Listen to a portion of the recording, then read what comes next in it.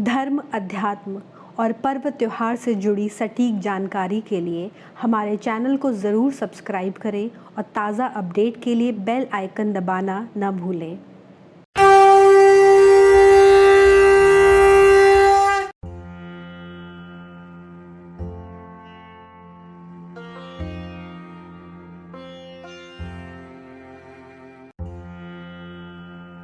जो तुलसी भगवान विष्णु को अति प्रिय है, इतनी प्रिय कि भगवान विष्णु के ही एक रूप शालिग्राम का विवाह तक तुलसी से होता है, वही तुलसी भगवान गणेश को अप्रिय है। इस हद तक अप्रिय कि भगवान गणेश के पूजन में तुलसी का प्रयोग वर्जित है। लेकिन ऐसा क्यों है? इस संबंध में एक पौराणिक कथा है जो आज हम आपको बताने जा रहे हैं। कथा शुरू करने से पहले माता तुलसी के बारे में आपको ये अहम जानकारी भी दे दें। तुलसी जी का जन्म वृंदा के रूप में हुआ था और वह राक्षस कुल की कन्या थी जो विष्णु जी की परम भक्त थी। एक बार श्री गणेश गंगा किनारे तप कर रहे थे। इसी कालावधि में राक्षस वंश की कन्या वृंदा ने विवाह की इच्छा लेकर तीर्थ यात्रा करने के लिए प्रस्थान किया। तभी तीर्थ स्थलों का भ्रमण करते हुए वृंदा भी गंगा के तट पर पहुंची। गंगा तट पर वृंदा ने युवा गणेश जी को देखा जो तपस्या में लीन थे। शास्त्रों के अनुसार तपस्या में लीन गणेश एक रत्न जड़ित सिंहासन पर विराजमान थे। उनके समस्त अंग चंदन से सुशोभित थे। गणेश जी ने अपने गले में पारिजात फूलों की माला के साथ साथ सोने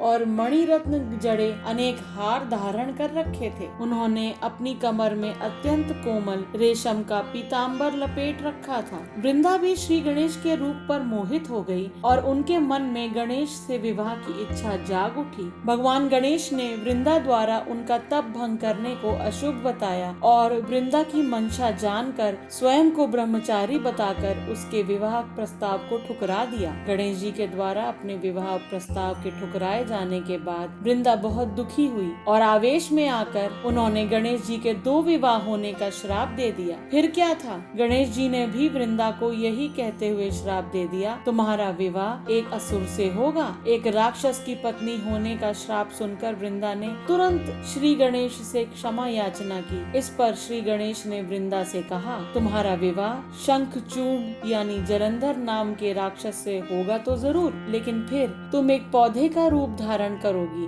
जिसका नाम होगा तुलसी। भगवान विष्णु और श्री कृष्ण को प्रिय होने के साथ ही तुलसी कलयुग में समस्त जगत को जीवन और मोक्ष देने वाली होगी, परंतु फिर भी मेरी पूजा में तुम्हारा प्रयोग तब भी नहीं होगा। मुझे तुलसी चढ़ाना कभी भी शुभ नहीं माना जाएगा। तभी से भगवान श्री गणेश की पूजा में तुलसी का प्रयोग वर्जित माना जाता है। तुलसी विष्णु कथा।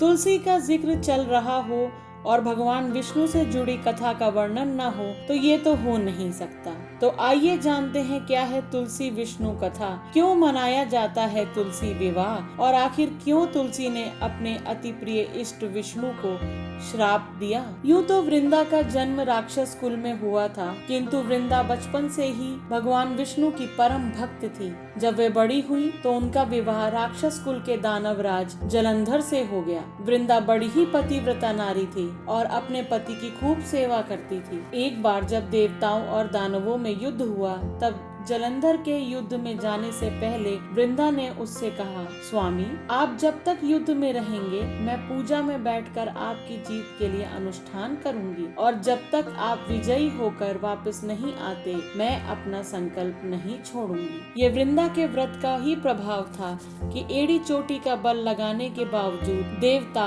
हारने लगे और जलंधर जीतने लगा। तो सभी देवतागण इस समस्या के समाधान के लिए भगवान विष्णु के पास पहुँचे। ऐसे में भगवान विष्णु ने कहा, वृंदा मेरी परम भक्त है इसलिए मैं उसके साथ छल नहीं कर सकता। इस पर देवताओं ने कहा, हे प्रभु दूसरा कोई उपाय भी तो नहीं है, अब आप ही हमारी मदद कर सकते हैं। भगवान विष्णु ने जलंधर का रूप धरा और वृंदा के महल में पहुंच गए। वृंदा इस छल को समझ न पाई, वह तुरंत पूजा से उठ गई और अपना पति समझकर विष्णु जी के पैर छू लिए। जैसे ही वृंदा का संकल्प टूटा, युद्ध में देवताओं ने जलंधर का वध कर दिया और उसका सिर काट कर धड़ से अलग कर दिया। जलंधर का कटा हुआ सिर वृंदा के महल में गिरा। जब वृंदा ने देखा कि उसके पति का सिर तो कटा पड़ा है, तो उसके मन में ये प्रश्न उठा कि आखिर उसके सामने जलंधर बनकर जो खड़ा है वह कौन है। वृंदा ने पूछा, आप कौन हैं जिनका मैंने स्पर्श किया? तब भगवान विष्णु ने वृंदा को अपना असली रूप दिखाया और वृंदा सारी बात समझ गई।